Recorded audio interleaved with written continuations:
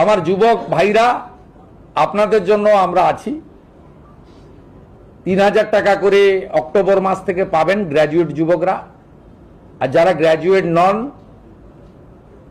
যারা ন্যূনতম শিক্ষা বা একটা শিক্ষা নিয়েছেন, তার পূর্ণাঙ্গ গাইডলাইন আমরা বের করব, তারা 2000 টাকা করে পাবেন। এক্ষেত্রে বাজেট বইতে যেটা আছে সেটা হচ্ছে, মাসে যারা 1 লক্ষ টাকার বেশি রোজগার করেন, ইনকাম ট্যাক্স পেই, তারাই এই সুযোগ পাবেন না। এটা বছরে নয়, এটা ক্লিয়ার করতে চাই। অর্থাৎ যাদের পরিবার মাসে 1 লক্ষ টাকা করে রোজগার করেন, তারা তো ইনকাম ট্যাক্স ছাড় আছে আপ টু 1 লাখ। 1 লাখের উপরে ইনকাম ট্যাক্স দিতে হয়।